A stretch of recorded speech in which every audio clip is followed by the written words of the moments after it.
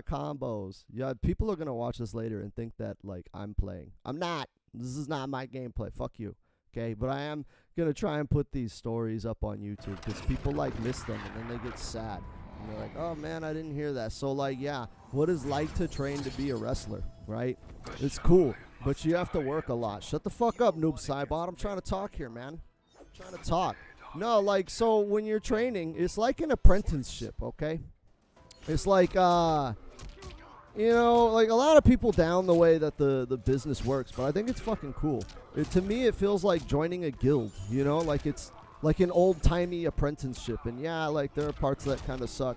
Like it, you know, but how is that different than being like an intern at fucking Apple? You know, like, so when you're training, you pay to train, and then they train and they fuck you up. Like you just get fucked up. You get beat up a lot. But it's fun. And, you know, as part of, you know, like paying your dues, like they make you like do work, right? So sometimes at a show, you'll be security or you'll be an usher or you'll work the concessions and you'll sell beer, or you'll check tickets or whatever. But like the one job like nobody fucking wants is the fucking ring crew. And I was always ring crew. Always, always, always. People didn't want to do it because it's fucking hard work, dude. Those rings are fucking pure iron steel. Not even just steel. It's steel with iron around it. Irons. That shit is fucking heavy and hard, and like just carrying that shit like hurts. It hurts your hands. It's so heavy. Your hands just want to fucking die. And so nobody ever wanted to do it. But I just found like working on the ring crew, just putting the ring together, man. I thought it was really fucking cool. Like just setting all that shit up and seeing how the ring is built and knowing where the fucking dips and shit are, you know, because like people that watch wrestling, they'll laugh when someone trips in the ring or like gets hurt, you know, like Kevin Nash is famous for breaking his knee or tearing his quad like walking, and I'm like, dude, if you've never been on a ring, especially a ring that's getting used like I think in WWE they use their rings like every other day. Like they're those on the full touring schedule. That ring is getting bumped on 3 times out of 7 days. Like, yeah, man, those rings, they have fucking dips, man. They have like potholes, and if you step on them wrong, like you'll easily break your ankle. You can twist your knee. You can tear a quad. Like that's why you look in the business and the injuries that are the most prominent are like knee injuries. You know, like everybody's always getting an ACL tear. Everybody's always needing knee surgery, get something scoped. Like that shit is like jacked. Hey, Kohai, thank you for the sub. Thankfully, I didn't even wrestle all that much to where like I would have had that problem, right? Like I only was in there for like 2 years. I trained, and you know I was training like maybe an hour a day or something like that. Look, my AI is fucking up rain, but you see that a lot on people that like, you know, work in that industry. They jack up their knees. So when you put the ring together, you kind of get an appreciation for that. You get an appreciation for it, but it is, you know, dangerous work. So be careful if you're trying to be a wrestler. I don't necessarily recommend it for everybody, but it is a lot of fun if you're into that sort of thing and seeing how it works and learning it and doing it. Just be prepared to get beat up, man. Running those ropes is tough, dude. Like those ropes are like steel. Right? When you fucking press your back, like people have welts and they have like scars and shit, you know, like from running the ropes. I didn't do it for that much, so like it never really was a big deal for me. But yeah, that's kind of what it's like training. I don't know what else to say. Just put the ring together, and it hurts, and that's about it. You make a good point. We should put this on the YouTube. So that way no one ever axes me again, okay? No one ever axes me. They'll leave me alone. So this is how I like got hurt in wrestling and why I don't do it anymore and haven't for like 20 years and stopped when I did. So I got like mad hurt, and it's a tale of tragedy and sorrow, and yeah, it's just not a good story. So fucking, I'm gonna be like, comment, and subscribe right now, like for more of fucking AI Mortal Kombat and my wrestling stories. But no, so like I grew up, like, you know, loving wrestling, just like everybody else, right? You're just like, dude, I want to be The Rock. Like, I wanted to be The Rock the most. That was the one. So I went and trained. And I trained at a place called the School of Hard Knocks with Jesse Hernandez. He's kind of well respected within the business, and people love him. And he trained a lot of people. There's a guy on NXT now that was trained by him. I think the biggest star he trained would probably be Frankie Kazarian. Frankie Kazarian, yeah, would probably be the biggest star that he trained.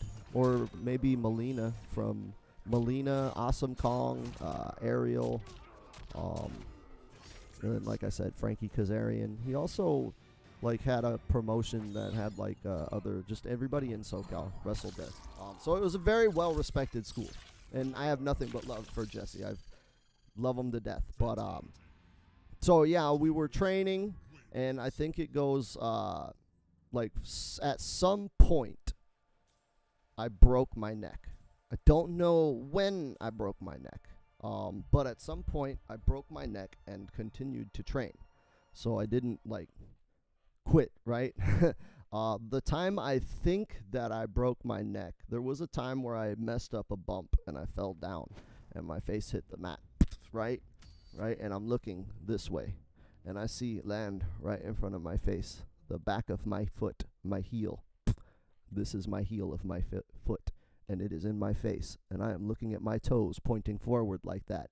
That, I think, was the moment where I broke my neck. I remember that fall and getting up and sitting down, and they were like, hey, should we call the hospital? And I was like, no, just give me some Gatorade. Because, you know, I didn't know. But I think that's when I broke my neck, but I'm not sure. But I do know that, like, I kept on wrestling with a broken neck. So I'm like Kurt Angle. But the problem was I started getting really, really dizzy. And that, I believe, is from concussions.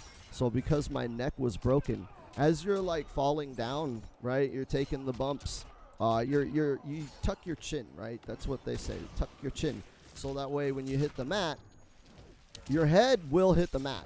That's why wrestlers have tons of concussions. But it won't be so bad. Your back will hit the mat first, and then your head will hit. So you're, instead of your head falling from the power bomb level, your head is like falling from there. Boom. Your back hits the mat, and your head is still up, and then boom. So you get, like, neck damage long term doing that. But because my neck was broken and I had been bumping and training, my neck wasn't strong enough to support my head. So I was getting concussions far worse and far more frequently than you would normally get. But I didn't know. And so I would just keep going and going and going and going and, like, just, hey, Jesse, I don't feel so good. All right, man, we'll go sit down, right? And it's like, yeah, I'm just going to sit down, you know, like, but after a while, I was like, yo, this is, like, not good. I need to go get this, like, checked out. And so I went and got checked out, and they didn't find the broken neck. But they said, yeah, dude, you're getting, like, a lot of concussions. You either need to quit wrestling or you need to, like, really, really be careful because your next concussion could be pretty bad. And I was like, all right. So then I went back to training, and they wanted to work on the power bomb. And Jesse was a little bit iffy on it. He was like, I don't think he's ready for power bombs. And then the guy training me was like, nah, he's doing good. He can do, like, whatever bumps. It's just a flat bat bump. It's the same bump as normal that you've been doing. It's just you're going to be up higher. So he goes, and he, no races in Combat League, 2 out of 10 stream. Yeah, well, sorry about that. But anyway, so he takes me up for the power bomb. I remember being seated up and looking down and thinking, damn, this does not look as high as it does on TV. You're like, yo, dude, I'm, like, for real getting power bombed, like, in real life. This is not fun. I don't like this at all.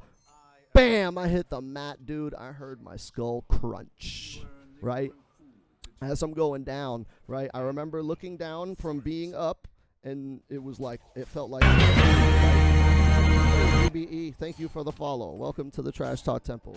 Sorry I'm not playing Mortal Kombat right now. But anyways, I remember it being like an eternity, like looking down, right? And I was like, whoa, this is like really creepy. And then bam, I'm done, right? The actual fall, the actual bump was very, very quick. Like that fall, you don't even notice it. It's just next second, you're on the mat. And again, my neck was not strong enough to support the weight of my skull moving. So when I went down as hard and as fast as you could imagine, right? Like I took not a wrestling power bomb, but a power bomb in real life. And I heard my skull crunch, and then it sounded like something was leaking. I got up. I said, I'm not doing so good, Jesse. I'm fucked. I'm fucked. I feel like I'm going to throw up. So he's like, go in the bathroom. Get in the bathroom. You know, go sit by the toilet. So I remember sitting by the toilet. I remember throwing up. And then I remember nothing else from there, right? I was just out, done. And apparently at that point I was like basically dead. But no, it's crazy. So I remember like I have like superior kung fu instincts. So from that moment on, I believe I was in a coma. But again, I don't remember any of this shit. So this is all stuff that's been told to me. But apparently when the EMTs came in, right? And they were trying to wake me up with the smelling salts, and I was instinctively like chopping that shit, right? And I was like, and the EMTs thought I was faking it. So they were like, yeah, he's faking it. Fuck you. We're getting out of here, right?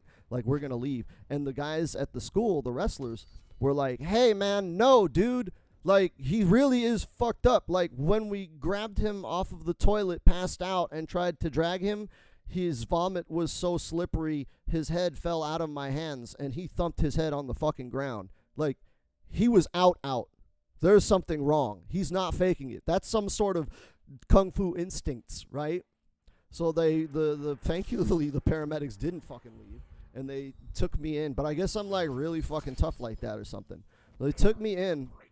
I don't remember anything, but I remember when I woke up. So apparently I was in a coma. Depending on who I talk to, the story is different.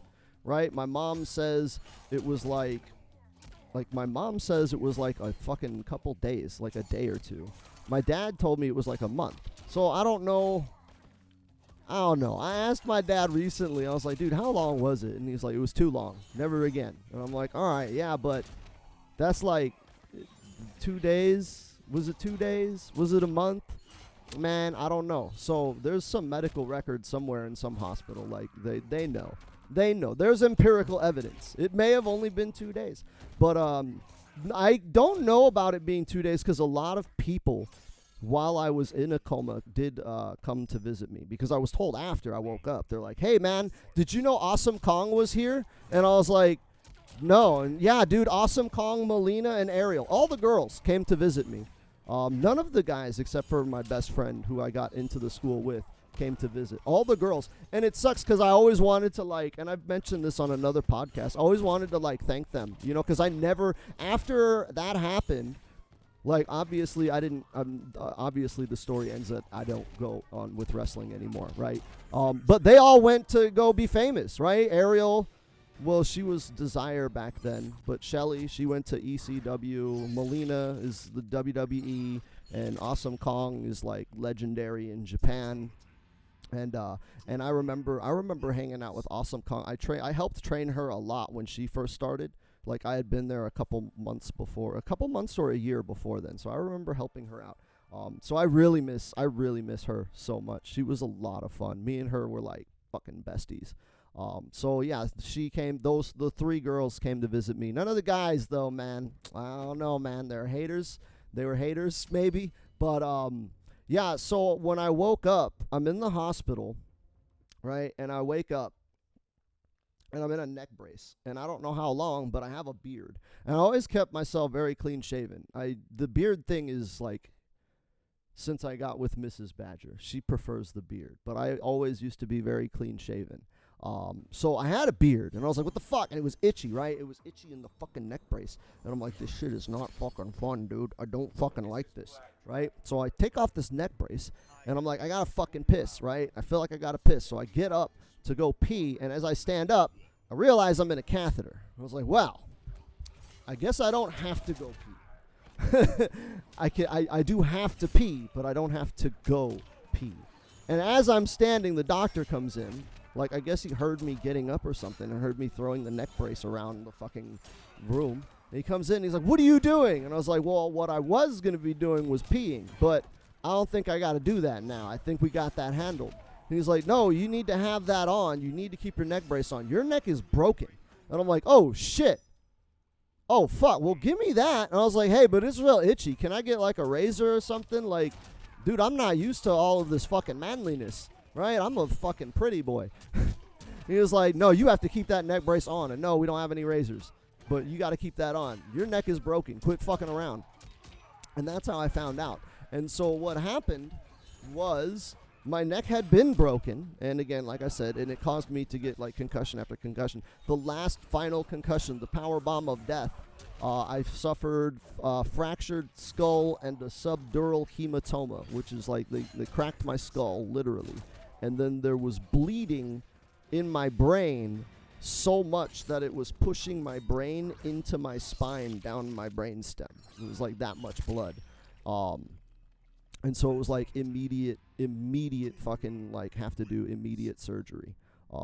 But yeah, and then obviously I fractured the, I believe, C5 vertebrae, but it was a hairline fracture. It's just that fracture caused my neck to like tense up, and so it wasn't strong enough because it was constantly tensed up.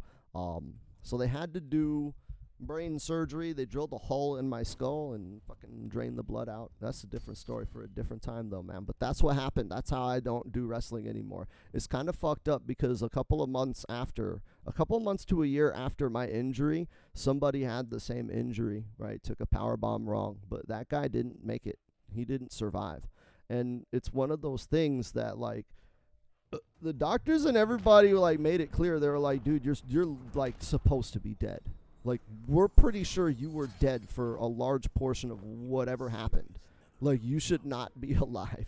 You're barely alive, and you should probably quit wrestling. Otherwise, you will no longer continue to be alive." And I kind of like I was like mad. I wanted to go back. I was like, "Dude, but I love this shit. This shit is fucking fun. It's legit awesome, right? It like, don't get it twisted. Being a wrestler is fucking dope." But I was like, but it's like, dude, I'm going to die if I do it again. Like, do I want to die? I don't know. But I didn't take that seriously until like later. The same bump, the same spot. Somebody died. And that kind of hit, that was when it hit home. It was like, damn, like, I really been should have died. I really been should have died. That dude did, though. That dude didn't make it. That's like kind of crazy. I actually saw the guy that hurt me, like, again, like after, like, it was like 10 years after I got hurt, right? And I saw the guy that hurt me again, or, you know, at a bar. And I felt so shitty, dude, because I never held any, like, bad feelings, right? I never took it personally. You know, like, I didn't, like, I'm like, yo, it's fucking wrestling. Like, I'm trying to be a wrestler. Eventually, I'm going to have to take a power bomb. Like, I might have to learn that move. You know, like, was I ready? Was I not?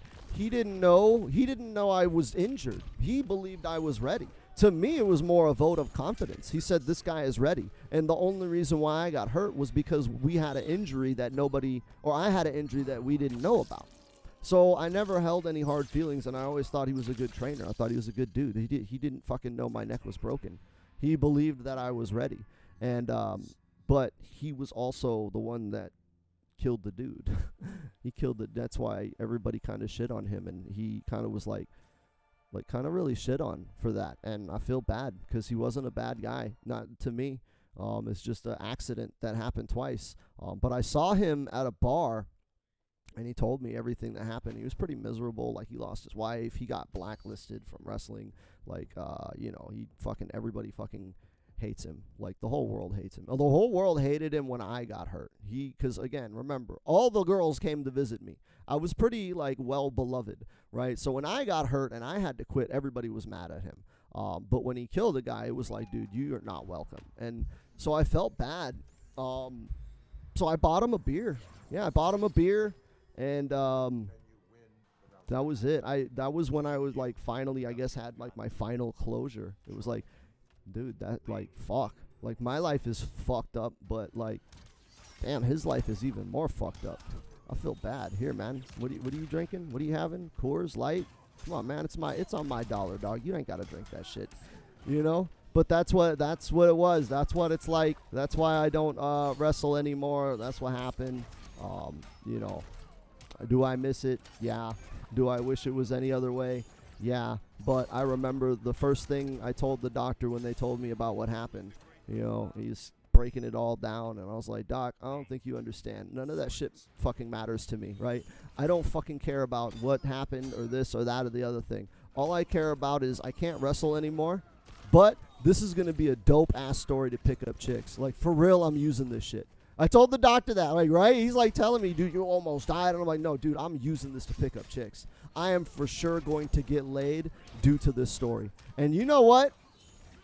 I never got laid because of that story. Dude, I would tell this story, right? And, like, girls would be like, yo, that's gross. Like, you broke your neck and your feet were twisted, and what the fuck? They had to drill, and holy shit, this is, oh my God, I am not horny at all. And it's like, damn, maybe it's not the story, but it's the delivery. So I tried to do it differently. I tried to be like, yo, yeah, you know what I'm saying, girl? I broke my neck. Yo, I was a wrestler. Yeah, man. Yo, it was scary. You should hold me. But they would never hold me. They would never hold me. They're like, okay, yeah, isn't it fake? I thought it wasn't real. Like, the fighting isn't real. Like, they're just fake. And it's like, yeah, I'm never getting laid with this story. Never getting laid with this story. But hey, if you want to get laid with my story, go ahead and use it as long as you like, comment, and subscribe. And fucking tweet this shit out to your fucking mom and shit. And then I can get famous and, like, spend money on fucking, I don't know, therapy or some shit. Whatever.